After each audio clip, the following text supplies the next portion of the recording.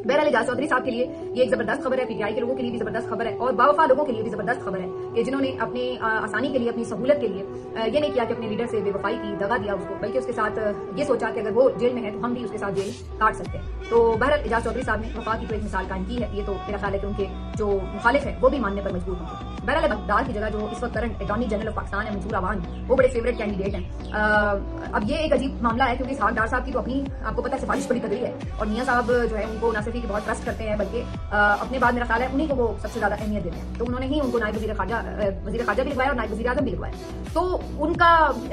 पीछे हटना या उनको पीछे हटाना ये डायरेक्टली एक मैसेज तो मियां साहब को भी है। तो अगर कुछ कुव्वतें उनकी परफॉर्मेंस से नालाम होकर उनको हटाती हैं तो ये तो डायरेक्ट एक अदम एतमाद है मियां साहब की सिलेक्शन के ऊपर। और दूसरी तरफ ये नून लीग के भी लिए सोचने का मकाम है कि उनकी आगे जाके तो वैसे ही एस्टैब्लिशमेंट ने अपॉइंट की है, अब उनके जो की लोग हैं वो भी अगर वो उठा के अपने बंदे फिट करे जा रहे हैं तो फिर आप लोगों के पास तो दूध बनने का ही मकाम रह गया सिर्फ कि आपने टोटल एक सरेंडर कर दिया, एक टोटल आपने सिविलियन सुप्रीमेसी का जो ख्वाब है उसको चकनाचूर कर दिया। आपने तमाम पावर्स पहले ही उनके हाथ में दिए हुए हैं और अब आप मजीद देखिए कि वो उनके जो लोग हैं, अब सिटिंग